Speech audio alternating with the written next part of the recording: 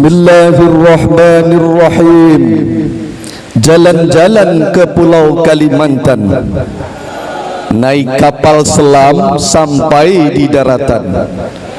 Izinkan kami menyapa hadirin sekalian dengan salam, insya Allah ada keberkahan.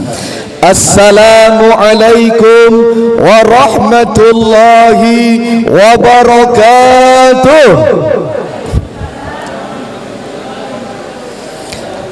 Alhamdulillahilladzi bini'matihi tatimmus shalihat wa bi'afwihi tughfarudz dzunubu wassayyi'at.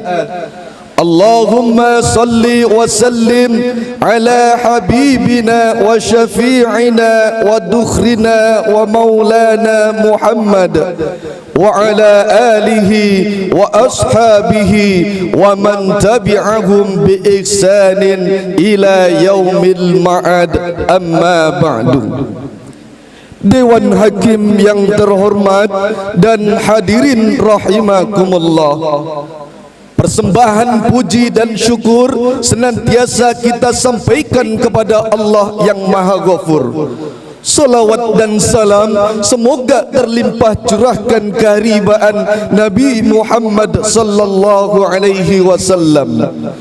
Salatullah salamullah ala Taha Rasulillah. Salatullah salamullah ala Yasin Habibillah. Semoga solawat kita akan mengantarkan kita bersama kelak di yaumul kiamah, kita mendapatkan syafaat dari baginda Rasulullah Muhammad, sehingga kelak kita akan mendapatkan kebahagiaan di surga yang menjanjikan sebuah keabadian. Amin Allahumma amin. Dewan Hakim yang terhormat dan hadirin rahimakumullah, KASN atau Komisi Aparatur Sipil Negara menyebutkan dalam sebuah data sepanjang tahun 2023 kurang lebih ada 217 pelanggaran yang dilaporkan kepada KASN yang juga dilakukan oleh aparatur sipil negara dan abdi negara. Kemudian ICW, Indonesia Corruption Watch, pada tahun 2023 juga merilis sebuah data bahwa banyak terjadi pelanggaran kasus korupsi yang melibatkan ASN dan abdi negara. Bahkan kata ICW kurang lebih ada 1695 kasus korupsi yang terjadi di beberapa daerah di Nusantara. Hadirin yang terhormat dan Dewan Hakim yang dimuliakan Allah Subhanahu wa taala, kondisi ini memberikan satu gambaran bahwa kehidupan yang terjadi di birokrasi kita seringkali menyuguhkan praktek-praktek penyalahgunaan wewenang, menyalahgunakan jabatan, dan juga bahkan na'udzubillah tsumma na'udzubillah tidak sedikit abdi negara yang terjerumus pada kasus perselingkuhan. Oleh karenanya, pada kesempatan sore yang barokah ini, kami akan menyampaikan sebuah pidato singkat yang insya Allah dengan tema keteladanan abdi negara di dalam melayani masyarakat. Dewan Hakim yang terhormat dan hadirin rahimakumullah, kalau kita menginginkan negeri kita menjadi negeri yang besar, menjadi negeri yang maju, menjadi negeri yang unggul dan kompetitif, maka yang harus kita bangun adalah mentalitas para abdi negara. Karena Islam melarang kepada kita semua untuk berbuat khianat, berbuat menyalahgunakan wewenang dan jabatan yang Allah amanahkan kepada kita bersama. Hal ini senada dengan firman Allah di dalam Quran surat Al-Anfal ayat 27. A'udzu billahi minasy syaithanir rajim.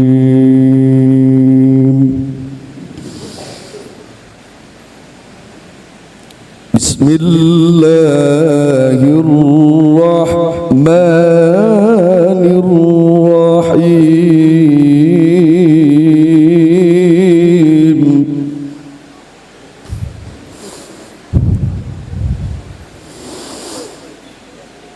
Ya ayyuhalladzina amanu la takhunullaha war rasul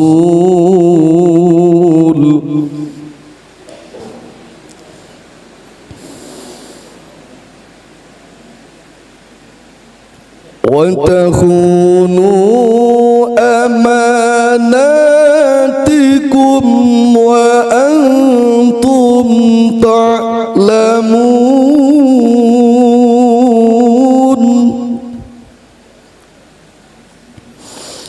Hamba berlindung kepadamu ya Allah dari godaan syaitan yang terkutuk dengan menyebut asmamu ya Allah yang maha pengasih dan tak pilih kasih dan maha penyayang.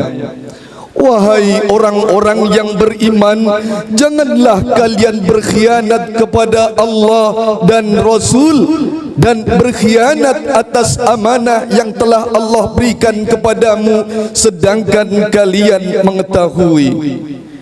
Quran surat Al-Anfal ayat 27. Dewan Hakim yang terhormat dan hadirin rahimakumullah, Syekh Wahbah Zuhaili dalam kitab tafsirnya Al-Munir jilid kelima halaman 277 menyebutkan bahwa ayat ini secara tegas melarang kepada kita untuk mengkhianati Allah, mengkhianati Rasul dengan cara kita bermaksiat kepada Allah dan Rasul, dan juga melarang kepada kita untuk berkhianat atas amanah yang telah diberikan kepada kita.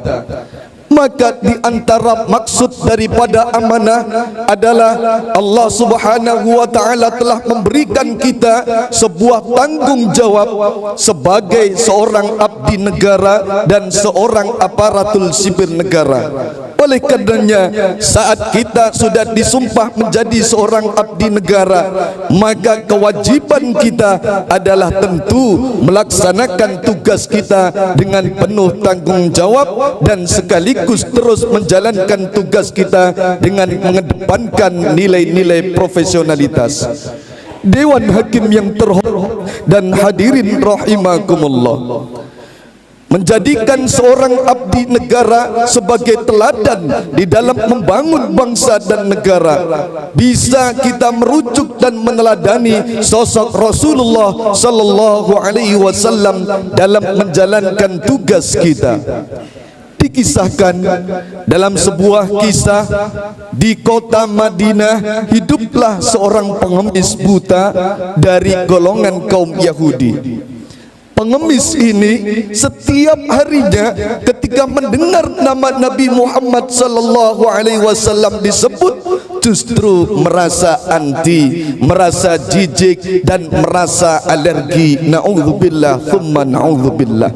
Bahkan tidak hanya hal itu, ketika mendengar sosok Nabi Muhammad disebut, yang terjadi ia akan mengatakan Muhammad seorang pembohong, Muhammad seorang pendusta, dan tidak sedikit mencaci maki nama Nabi Muhammad sallallahu alaihi wasallam.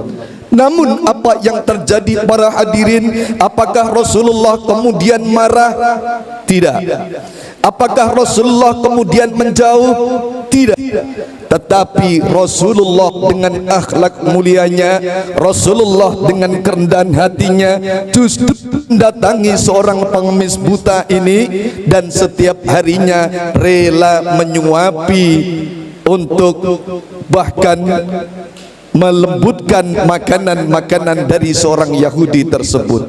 Sampai singkat cerita hadirin, ketika Rasulullah sallallahu alaihi wasallam wafat, sahabat Abu Bakar As-Siddiq radhiyallahu anhu berkeinginan untuk menggantikan Rasulullah sallallahu alaihi wasallam dalam melayani seorang Yahudi yang buta tersebut.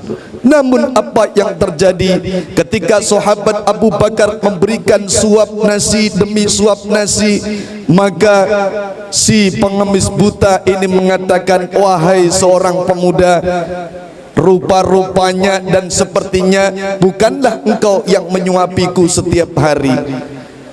Bahkan ketika sahabat Abu Bakar bertanya, wahai si pengemis buta, adakah perbedaan antara aku dengan yang menyuapimu setiap hari?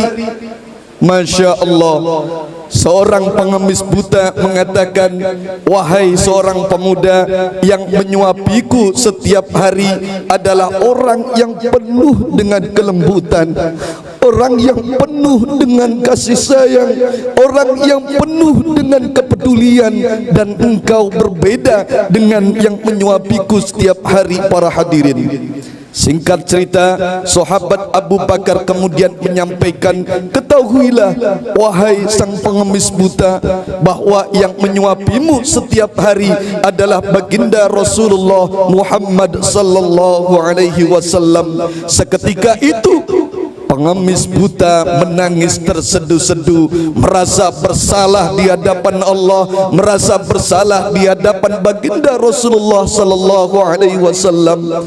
Seorang yang seringkali saya caci, saya maki, saya katakan sebagai pendusta, tetapi justru begitu sayangnya kepada saya. Oleh karenanya hadirin yang dimuliakan Allah Subhanahu wa taala, seorang ASN yang hebat harus mampu meneladani sosok Rasulullah sallallahu alaihi wasallam dalam menjalankan tugas dan tanggung jawabnya. Keteladanan Rasulullah diabadikan dalam Quran surat Al-Ahzab ayat 21. Laqad kana lakum fi Rasulillahi uswatun hasanah, uswatun hasanatun liman kana yarjullaha wal yawmal akhir.